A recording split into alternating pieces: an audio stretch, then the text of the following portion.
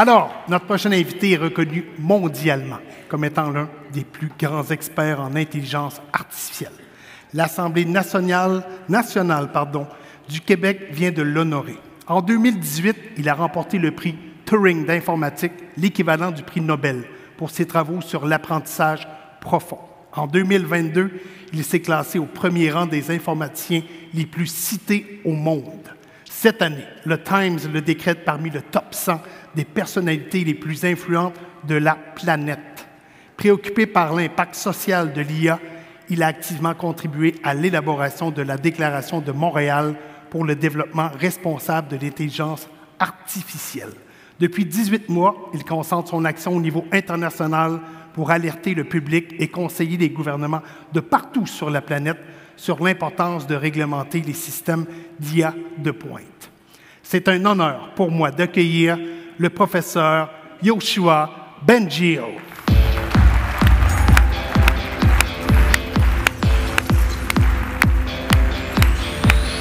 Monsieur, enchanté. Les places.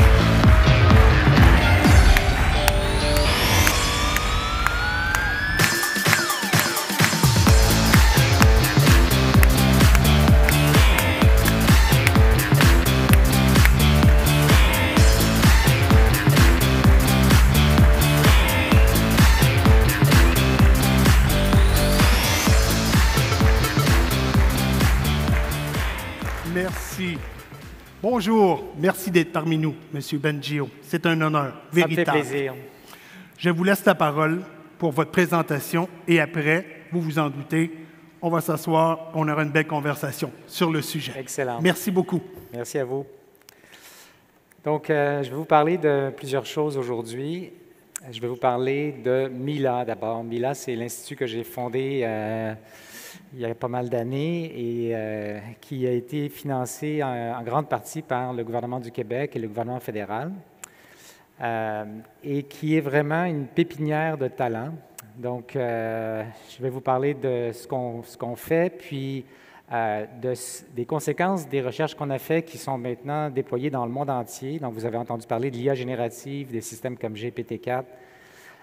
Et puis finalement, je vais vous parler de ce que ça veut peut-être dire pour le Québec, des réflexions sur la suite des choses.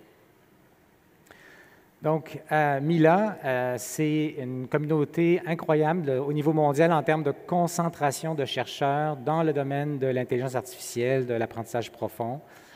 1200 étudiants gradués, 120 profs et 140 étudiants, 140 employés, une centaine de partenaires industriels. Donc, c'est quelque chose d'assez extraordinaire dans le domaine par rapport à tout ce qui se fait ailleurs dans le monde. Puis, on peut, je vais faire la comparaison avec nos collègues du Canada anglais. Donc, quand le fédéral a créé les instituts d'intelligence artificielle, dont Mila, il a créé aussi un institut Vecteur à Toronto et l'Institut AMI à Edmonton.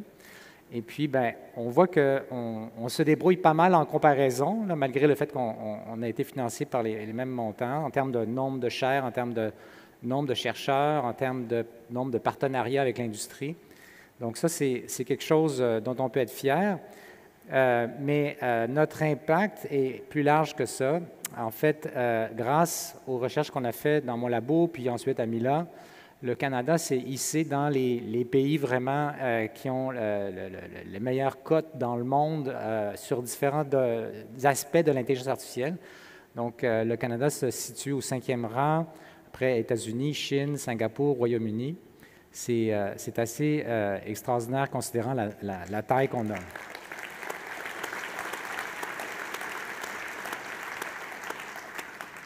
Cela étant dit, dans une autre évaluation de la même organisation, le Canada était au 4e rang, puis là, on est rendu au 5e rang. Et ça, c'est quelque chose auquel il faut prêter attention. Évidemment, l'intelligence artificielle, tout le monde en prend note dans le reste du monde et investit massivement. Et je vais vous expliquer un petit peu plus pourquoi, si ce n'est pas déjà évident, mais je pense qu'on sous-estime l'impact que l'intelligence artificielle va avoir dans le monde.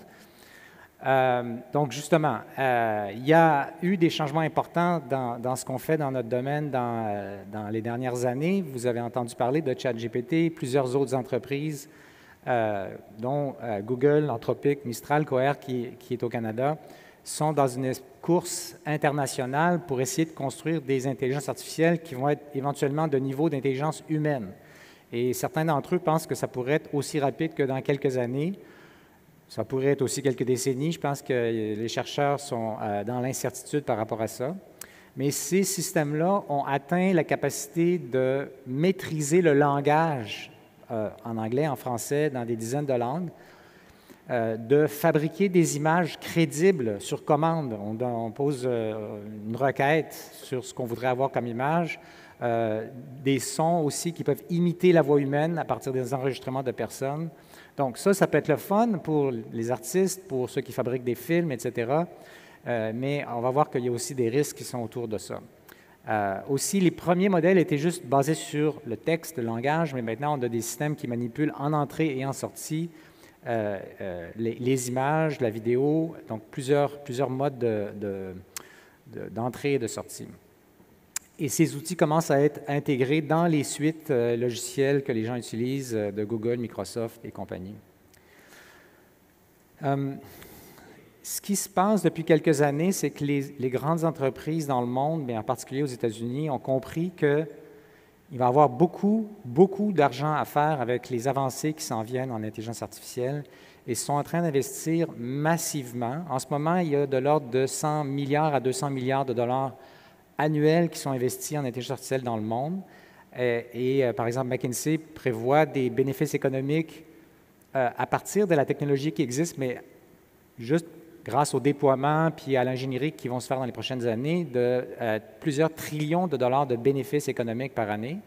Puis il y a d'autres calculs qui montrent que si on atteint le niveau d'intelligence humaine, puis ça, on ne sait pas combien de temps ça va prendre, mais ça pourrait être plus rapide qu'on pense, la valeur économique de ça se chiffre dans les quadrillions de dollars. Ça, c'est un quadrillion, c'est 1000 trillions, puis un trillion, c'est 1000 milliards. Donc, c'est beaucoup de sous. Fait qu'il y a vraiment un aimant incroyable qui motive ces investissements dans le monde entier. Il faut aussi savoir que c'est des investissements en capital qui sont énormes. Donc, des compagnies comme Google ou Microsoft investissent des dizaines ou une centaine de milliards de dollars. Ce n'est pas quelque chose qui est facilement accessible à nos investisseurs ici ou nos entreprises ici. C'est quand même important de mettre les choses en perspective. L'IA est devenue une industrie très, très intensive en capital à cause du coût des calculs.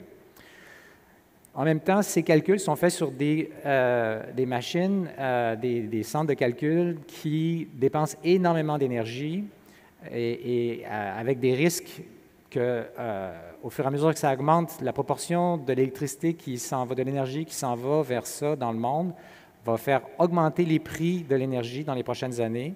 Actuellement, on parle de peut-être 1 ou 2 de la consommation totale d'énergie, mais ça pourrait monter facilement à 10 d'ici quelques années. Donc ça pourrait avoir des conséquences sur le climat, mais aussi sur le marché de l'énergie. Et puis, évidemment, c'est en train de se déployer dans beaucoup de secteurs, comme vous l'imaginez. Cela étant dit, au Québec, on pourrait faire mieux. Au Canada aussi, on n'est pas vraiment très, très rapide à adopter les nouvelles technologies, mais c'est déjà en route. Un domaine, peut-être que les gens ne voyaient pas venir il y a quelques années, c'est grâce à ces modèles génératifs qui peuvent fabriquer du contenu à la demande.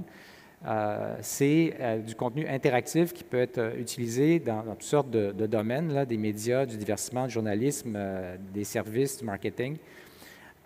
Et pour aider les gens dans leur vie quotidienne, c'est imaginer que vous avez un petit génie derrière votre épaule qui peut répondre à toutes vos questions puis vous faire des suggestions. C'est vers ça qu'on s'en va vraisemblablement. Oups, mauvais bouton. Donc, il y a des études aussi qui montrent que ça va affecter l'ensemble des industries, mais là, c'est la question du marché du travail qui inquiète des économistes. C'est clair d'à peu près tous les domaines, mais certains plus que d'autres. Là, comme vous voyez, c'est écrit un peu petit, mais tout en haut, par exemple, c'est bancaire, ensuite assurance, ensuite logiciel, marché des capitaux, énergie. C'est clair que il va y avoir des transformations importantes du marché du travail, qu'il y a une grande partie de ce qui se faisait de manière cléricale, par exemple, là, qui va être automatisé. Traditionnellement, on pense à l'automatisation dans la grosse industrie, là, avec des robots et tout ça, mais là, on parle d'autres choses. On parle d'automatiser les capacités cognitives qu'on fait derrière un bureau, là. Tout ce que quelqu'un peut faire derrière un écran, de plus en plus, on va être capable de l'automatiser en partie, puis éventuellement complètement, possiblement. Donc, là, vous pouvez imaginer l'impact que ça va avoir. Donc ça, on ne sait pas l'échelle de temps de ça, mais les économistes quand même nous préviennent qu'il faut s'en occuper, il faut penser à la transition. Le Fonds monétaire international pense que ça va toucher 40 des emplois dans le monde dans les prochaines années, et encore plus si on regarde les pays en voie de développement, comme ici, où ça va se faire plus rapidement, ce qui n'est pas surprenant. Ce qui veut dire pour les gouvernements d'anticiper ces changements, évidemment, être dans la course de l'innovation, de ces changements-là, puis d'en récolter les bénéfices, d'intégrer ces technologies dans leur société, et aussi de s'assurer que ce soit développé de manière sécuritaire et qui respecte nos normes, nos lois, etc., ce qui n'est pas nécessairement évident. OK. Donc là, j'arrive à la partie peut-être moins le fun, c'est l'inquiétude qui se développe chez les chercheurs et dans les organisations internationales sur comment ces IA de plus en plus intelligentes vont pouvoir être utilisées, pas seulement de manière bénéfique, mais par des gens qui veulent, disons, en profiter de manière illégale, des criminels, ou des terroristes, ou des pays qui veulent, par exemple, nous nuire d'une manière ou d'une autre. Donc, il y a déjà des cyberattaques et des choses comme ça. C'est juste que là, les outils disponibles vont devenir de plus en plus puissants. À court terme, ce qui fait le plus peur à beaucoup, puis on voit les progrès scientifiques de l'IA dans ce sens-là, c'est la désinformation. C'est le fait d'utiliser la technologie pour influencer l'opinion publique dans une direction ou une autre. C'est déjà en train de se faire. Il y a des cybertrucages, là, les deepfakes, c'est déjà en circulation.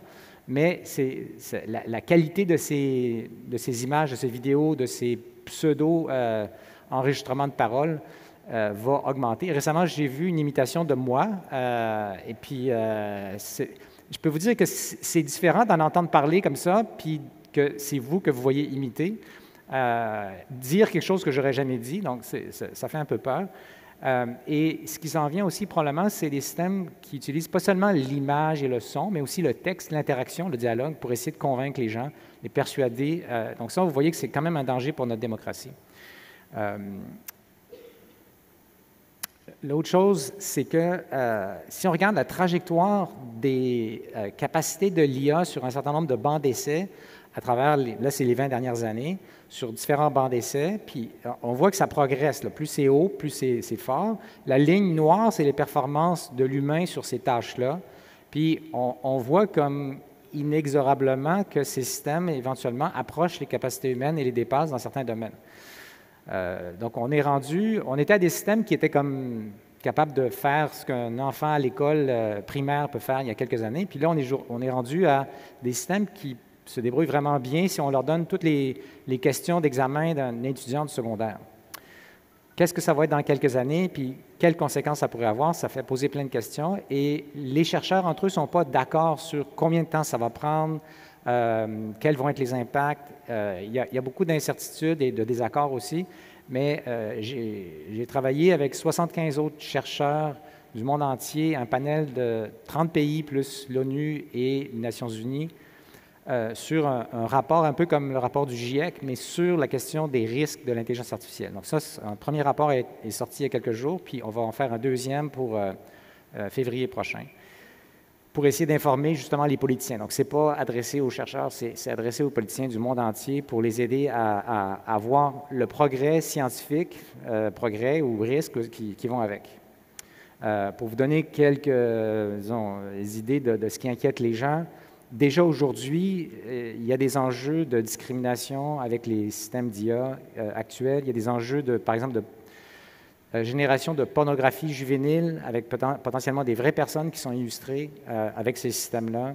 Il y a les enjeux de désinformation dont j'ai parlé qui sont des menaces à la démocratie. Il y a les enjeux de marché de l'emploi. Il y a des risques encore plus gros qui inquiètent les chercheurs. On ne sait pas aujourd'hui comment on pourrait fabriquer des systèmes qui, s'ils sont plus intelligents que nous, seraient toujours favorables aux humains, qu'on n'en perdrait pas le contrôle, qui ne ferait pas de mal à un être humain. Aujourd'hui, la science n'a pas de réponse à ça. Fait qu'il y a une certaine urgence de s'occuper de ces risques-là au point de vue scientifique et au point de vue politique. Donc, les recommandations, si on veut, à travers tout ça, c'est clair qu'il faut que, c'est déjà en train de se mettre en place, mais on doit participer à ça. Il faut que se mettent en place les réglementations nationales et internationales pour créer un cadre, disons, sécuritaire et qui respecte nos normes et nos valeurs. Il faut continuer à faire de la recherche pour, évidemment, améliorer les capacités des IA, mais aussi et surtout s'assurer que ça ne se retourne pas contre nous, entre les mauvaises mains. Et puis, il faut s'assurer que le grand public comprenne ce qui se passe. Par exemple, les campagnes de désinformation qui vont probablement arriver, peut-être la meilleure manière de s'en protéger, c'est que les gens sachent que ce qu'ils voient sur Internet, c'est peut-être pas vrai, puis que ça va avoir l'air vrai, et ça va être difficile de différencier le vrai du faux. Ce qui se fait au Canada en ce moment par rapport à la réglementation, évidemment, c'est le projet de loi C-27 au niveau fédéral qui, si ça fonctionne, va nous donner un encadrement qui est quelque part comparable à ce qui est proposé aux États-Unis puis en Europe. Il y a un investissement qui a été proposé par le gouvernement fédéral de 2 milliards de dollars sur 5 ans pour augmenter les capacités de calcul canadiennes publiques, parce qu'évidemment, les entreprises font leur propre chose, mais par exemple, pour aider nos petites entreprises, aider nos chercheurs, aider éventuellement les gens dans les gouvernements qui s'occupent de protéger le public. Et puis, il y a la question de sécurité de l'IA. Donc là, il y a plusieurs pays, dont le Royaume-Uni d'abord, ensuite les États-Unis, ensuite le Japon, maintenant le Canada, qui ont annoncé qu'ils allaient investir de manière organisationnelle dans la création d'instituts de sécurité de l'IA. Et on va sans doute faire notre part là-dedans. Voilà, donc pour le Québec, je vous recommande le rapport sur l'IA du Conseil de l'innovation qui recommande une loi cadre. Peut-être un point important, c'est on a une longueur d'avance au Québec. On a une masse critique de chercheurs qui est, par rapport à notre population générale, extraordinaire, mais même en absolu, extraordinaire. Ça nous donne une position de leadership, un gravitas, une influence sur le reste du monde qui est unique et qui fait l'envie de la planète. Je pense qu'il faut que, collectivement, on soit mieux préparé aux changements qui s'en viennent. Donc, il y a des travaux à faire pour voir venir et réfléchir à comment on va gérer ce changement-là. Et mieux aider nos entreprises, nos startups en particulier, à adopter l'IA, évidemment. On le fait déjà, mais je pense que, vu ce qui s'en vient, il ne faut pas oublier ce chantier-là. Donc voilà, merci beaucoup.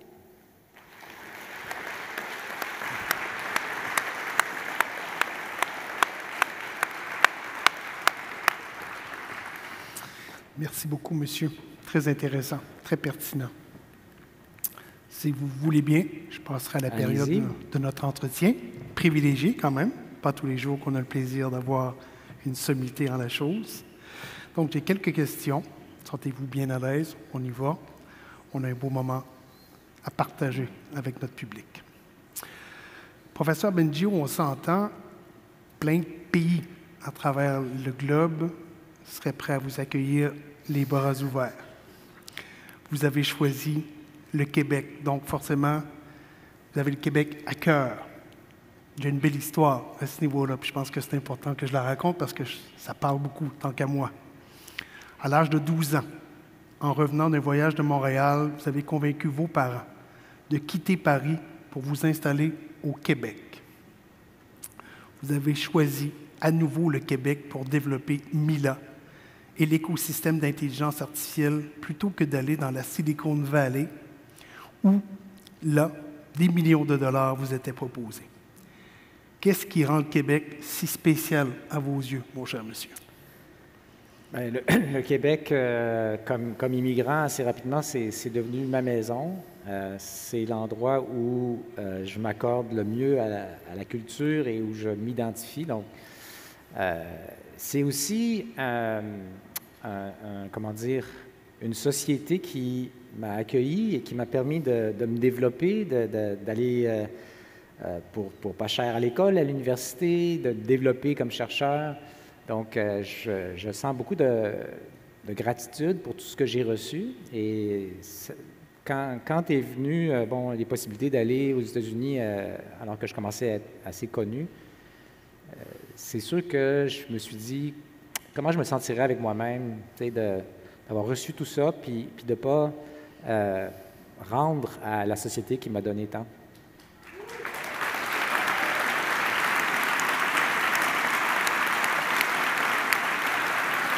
Bravo. Monsieur Pengio, on est réunis ici en congrès politique et vous vous inquiétez. On l'a vu dans votre présentation, vous vous inquiétez pour nos démocraties. En 2024, ce sont près de la moitié des citoyens du monde qui sont appelés aux urnes.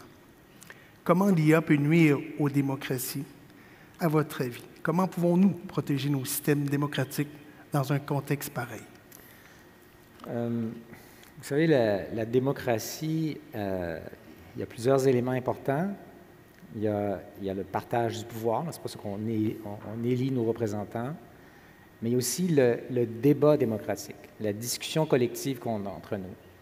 Et le danger qui menace les démocraties dans le monde, c'est que ces technologies soient utilisées par une minorité de gens malfaisants qui ont des objectifs politiques d'une façon qui, non seulement pourrait évidemment déstabiliser les résultats électoraux, mais même plus profondément enlever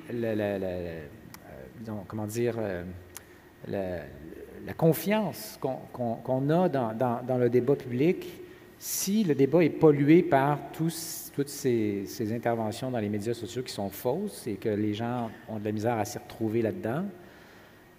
Ils risquent de se retirer quelque part de l'action politique, démocratique, de leur rôle de citoyen, et puis de laisser la place à des mouvements qui sont placés là parce que ça arrange des intérêts extérieurs. Donc, c'est très, très, très dangereux. On ne sait pas si ça va arriver, mais les outils sont là, puis on commence à en voir les signes, donc il faut s'en occuper. Puis, on ne peut pas s'en occuper tout seul. C'est un travail des démocraties dans le monde. Il y a les pays qui se réunissent. Donc, en ce moment, la semaine dernière, à Séoul, il y avait le forum sur l'IA et la sécurité de l'IA qui fait suite au forum sur la sécurité de l'IA qui a lieu en Angleterre il y a à peu près 7 mois. Une trentaine de pays qui réfléchissent ensemble à ces questions. Au G7, c'est aussi un enjeu de discussion important. À l'ONU, donc, on doit faire notre part et on doit réfléchir avec le reste du monde sur comment on peut minimiser ces risques. Il y a des choses sur lesquelles, ici au Québec, on n'a pas beaucoup, il faut s'entendre, on n'a pas beaucoup de poigne. Par exemple, s'il y a des choses qui doivent changer dans les réseaux sociaux, mettons, les réseaux sociaux principaux, ça va surtout venir du gouvernement américain qui va pouvoir leur forcer la main. Là, on a vu qu'on n'a pas réussi à faire bouger Facebook récemment. Donc, on doit travailler avec nos partenaires pour faire avancer les choses. Si vous regardez nos démocraties occidentales, est-ce que vous jugez des cas particuliers qui sont nettement mieux préparés, mieux outillés actuellement pour faire face à ces menaces-là d'un point de vue démocratique? Je dirais qu'on est pas mal. Je m'inquiète de démocratie où le débat public est déjà en mauvaise posture. Hein. Aux États-Unis, il y a une polarisation malsaine de la discussion démocratique qui fait que c'est difficile de faire avancer des lois, par exemple, de trouver des consensus. Et il y a déjà de la désinformation, donc on est un peu en marge de ça, mais ça va nous atteindre aussi, c'est clair. Donc, on doit profiter du fait qu'on peut avoir ces discussions franches, honnêtes et inclusives chez nous relativement facilement encore pour faire avancer ces débats qui doivent avoir lieu là, le plus vite possible. Et puis, comme je disais, travailler avec la communauté internationale, parce que, bon, le Québec, c'est pas nous qui allons changer le monde, mais on peut être une voix importante. Aujourd'hui, J'ai la chance d'avoir beaucoup de reconnaissance dans beaucoup d'organisations internationales et plusieurs gouvernements. On a une voix qui est écoutée. On peut tirer parti de ça. Je comprends que dans un écosystème comme le nôtre, où on a un dialogue ouvert dans l'espace public, où on a, comment vous dire, une préoccupation de nos valeurs démocratiques, on est avantagé, on est privilégié d'être capable d'avoir ces discussions-là. C'est ce que je comprends. Pensez à ce qui se passe dans un pays où la démocratie est muselée, puis la presse est muselée, etc. C'est déjà cuit, là. Donc, faut s'en occuper avant d'arriver là. Par conséquent, on devrait être en meilleure posture pour avoir, comment vous dire, un coffre d'outils mieux garni, être plus sensibilisé à ce genre de menaces qui planent. Oui, il faut sensibiliser la population. C'est très difficile pour tout le monde, même pour les chercheurs, de vraiment intégrer l'idée que la technologie pourrait évoluer au rythme auquel elle évolue en ce moment et qu'est-ce que ça pourrait être dans 2 ans, 3 ans, 5 ans, 10 ans. On vit avec l'illusion du statu quo, c'est-à-dire les choses vont rester comme elles sont. Même, pensez à vous-même, là, il y a 20 ans, avant que les téléphones cellulaires deviennent aussi communs. On n'imaginait pas comment ça serait aujourd'hui. Mais là, ça s'accélère, potentiellement en tout cas, et c'est sur un domaine peut-être plus sensible, le domaine de machines qui rentrent dans notre culture, parce que les systèmes d'IA qui comprennent la langue et qui la manipulent et qui peuvent nous aider ou nous manipuler, c'est complètement différent de téléphone cellulaire, là, on s'entend. Excellent. Vous avez déposé, il y a moins de 2 semaines, la version intérimaire du rapport international sur la sécurité des systèmes d'intelligence artificielle. Vous vous inquiétez, notamment des disruptions dans le monde du travail. Parlez-nous de ça un petit peu. Oui. On peut simplement penser que automatiser, ça va augmenter la productivité des entreprises. Applaudir, c'est très bien. Donc ça, c'est le côté positif des choses. Mais si ça se passe très rapidement, donc il y a 2 enjeux. Que ça se passe rapidement, donc il risque d'avoir des gens qui restent sur le carreau puis créent une espèce de chaos social. Et c'est quoi la destination? Est-ce les économistes ne sont pas d'accord là-dessus, mais les deux, disons, tendances coexistent. Est-ce qu'on va créer des nouveaux emplois qui remplacent ceux qui seront perdus? Ou est-ce qu'on n'arrive pas vraiment à remplacer les emplois, puis on se retrouve avec une majorité de gens qui ne sont pas capables de contribuer? La richesse globale va augmenter, mais à la manière dont notre système fonctionne, elle risque d'être concentrée entre les mains de quelques entreprises, surtout américaines. Et aussi, ce qu'il faut comprendre d'un point de vue économique, c'est la valeur du travail d'une personne. Si, mettons, cette valeur était à un certain niveau, puis que les machines, le coût de faire le même travail que les machines diminue en dessous de ce que ça coûtait pour une personne de le faire, puis éventuellement soit peut-être 10 fois moins, bien, le marché va faire en sorte qu'on va utiliser la machine, puis que l'humain va perdre sa job, ou que la valeur de son travail va être diminuée d'une manière ou d'une autre. Donc là, il y a un problème. Si cette personne-là peut se recycler ailleurs, bien, ça marche. Il faut que les gouvernements s'occupent de ça, de la formation des gens en milieu de carrière, par exemple. Mais il faut aussi qu'on réfléchisse à est-ce qu'il y a des emplois qu'on ne veut pas automatiser? Moi, j'ai un petit-fils de 2 ans et demi, puis j'aimerais que ce soit des personnes humaines qui s'occupent de lui. Si vous allez à l'hôpital, on veut des personnes humaines qui s'occupent de nous. Ce que font les parlementaires, ce n'est pas quelque chose qu'on voudrait qu'une intelligence artificielle, même plus intelligente que nous, fasse. C'est des choix moraux, des choix collectifs. Ce n'est pas d'être plus intelligent, c'est de refléter ce qu'on veut. Donc, on doit faire une réflexion collective sur qu'est-ce qui doit rester entre les mains des êtres humains, quoi qu'il arrive, pour orienter nos ressources de la bonne manière. Le temps revient souvent dans votre propos, le vecteur temporel, l'urgence, le sentiment d'urgence. Ouais. Vous dites que les choses vont vite, rapidement. Quelle est l'échelle de temps que nous disposons pour agir de façon intelligente et préventive? Pas assez. Quand même. Mais il y a beaucoup d'incertitudes là-dessus. Si vous posez la question à un grand nombre de chercheurs en IA, les réponses vont varier, ou ils vont répondre comme moi, avec un grain de sel, en disant bien, ça pourrait être quelques années. Quelques années, c'est aussi peu que 3 ans qu'on arrive au niveau d'intelligence humaine, ou quelques décennies, disons 20 ans, 30 ans. C'est quand même une grosse marge. Mais même si c'est 10 ans, disons, quelque part entre les deux, c'est très rapide, parce qu'à chaque étape qu'on s'approche de l'IA de niveau humain, c'est des transformations majeures dans notre société. Et puis, les préparatifs sur l'organisation de la société, les lois, les traités internationaux, ça prend des années, ça. Les traités internationaux, c'est hyper lent. Donc, comment faire en sorte de se prémunir contre un changement trop rapide? Il faut commencer tôt, il faut engager le dialogue, il faut mettre en place les mécanismes pour mitiger les risques, etc. Donc, c'est pour ça qu'il y a une urgence.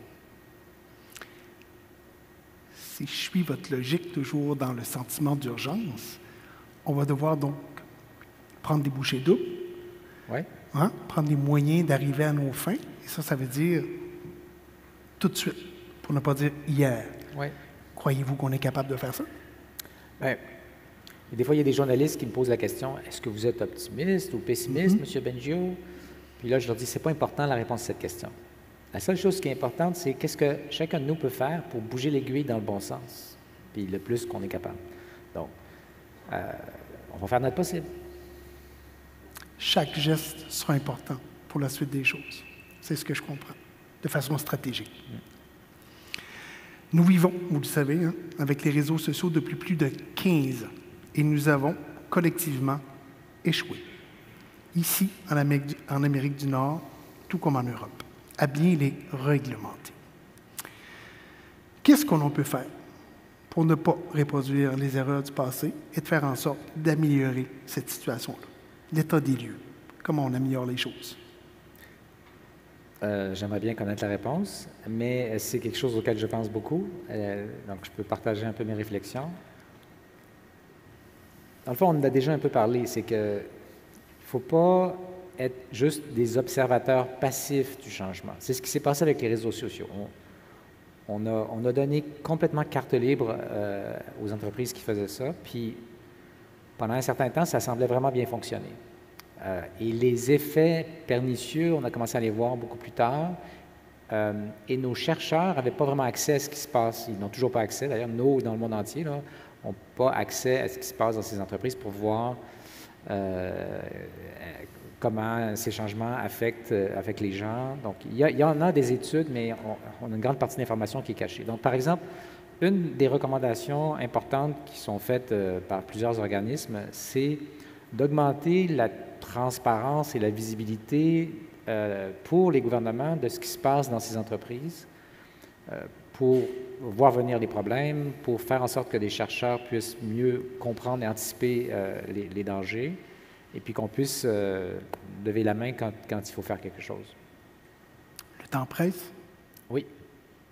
Vraiment beaucoup. J'ai parlé dans les derniers jours et dernières semaines avec des chercheurs qui quittent la compagnie OpenAI, ceux qui fabriquent ChatGPT, et qui quittent parce qu'eux sont inquiets que la compagnie ne fait pas ce qu'il faut en point de vue sécurité de l'IA, de protéger le public, et qui veulent parler en public, mais la compagnie les empêche parce que les menaces de poursuite, etc. Donc, et eux pensent que ça pourrait être très rapide. Okay? Ils disent 2-3 ans. Mais, moi j'y crois pas trop, mais je veux dire, ils sont dedans, moi je suis pas dedans. Donc, je pense qu'on doit prendre ces choses-là au sérieux. On baigne dans le sujet depuis ce matin de façon assez intéressante. On a eu la chance d'avoir des panélistes tout aussi intéressants les uns que les autres. Et puis, on a reçu quand même beaucoup d'informations, beaucoup de points de vue, beaucoup d'éléments qui nous permettent de mieux saisir l'ampleur de la chose, puis de réfléchir quelque part à comment on va se positionner pour la suite des choses. Est-ce que j'ai raison d'être inquiet? Parce que je le suis. Quand je nous écoute, là. Oui, je pense que vous avez raison. Je pense que c'est rationnel de prendre acte des changements qui sont en train de se faire et de se dire, bien, il faut s'en occuper. Là, on parle des côtés négatifs, mais il faut s'occuper aussi des côtés positifs. Mettons que le gouvernement américain fait sa job avec OpenAI. Ça va vouloir dire aussi une croissance économique probablement fabuleuse dans les prochaines années et décennies grâce à tout ça. Qui va en bénéficier? Est-ce qu'on va être dans le train? Ou est-ce qu'on aura contribué à la science, mais on n'aura pas réussi à vraiment être dans ceux qui bénéficient économiquement de ça, qu'on va être juste des consommateurs d'IA? Une des raisons pourquoi moi j'ai choisi de créer Mila il y a quelques années, c'est parce que, et pourquoi je me suis investi aussi dans des jeunes pousses québécoises, parce que je me disais, ce serait vraiment bête, avec toute l'expertise qu'on a, qu'on ait fabriqué une grande partie de la science qui est derrière tout ça, puis qu'à la fin, on soit des consommateurs de tout ça et qu'on ne fasse pas partie des producteurs de cette science-là. Donc, c'est un pari qu'il ne faut pas lâcher, d'après moi.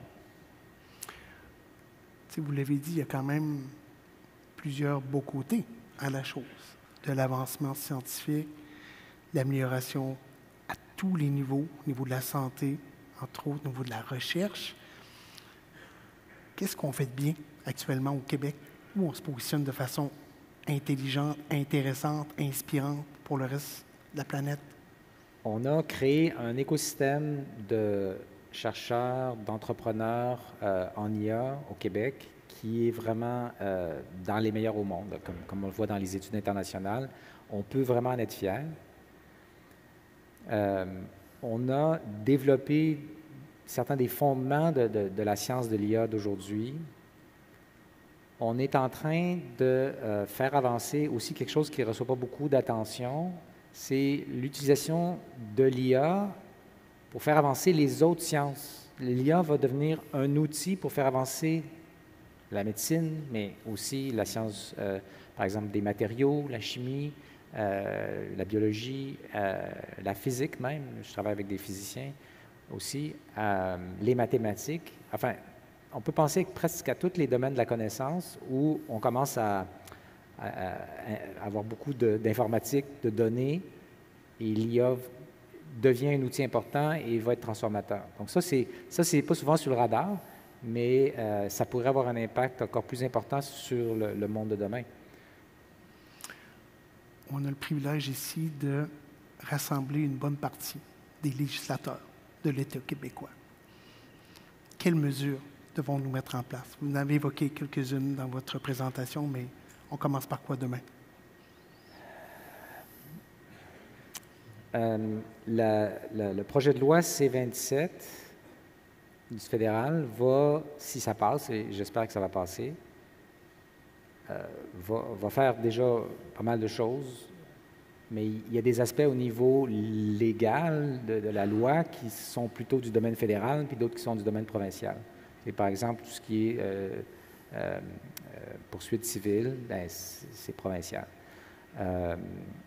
Tout ce qui est protection du consommateur, c'est provincial. Donc, on a besoin de réfléchir à, bon, ben, c'est quoi les cases qui nous appartiennent comme gouvernement du Québec pour faire notre job, pour protéger le public, puis s'assurer que le développement de l'IA va se faire de façon que les gens vont avoir confiance dans ça, puis ne vont pas rejeter la technologie parce qu'elle est associée un peu à quelque chose de dangereux. Bien, j'espère qu'on va pouvoir compter sur vous pour aller de l'avant pour la suite des choses. Merci. Merci beaucoup, M. Bengio.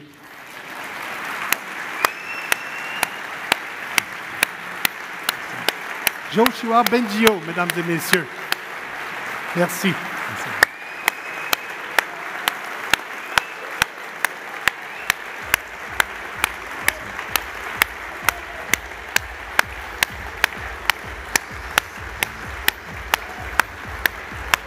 Merci.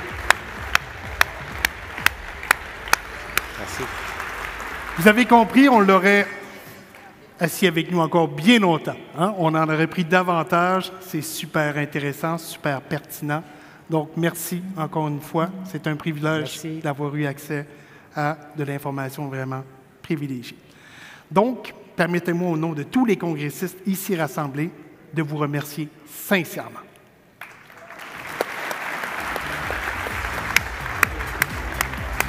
Merci beaucoup.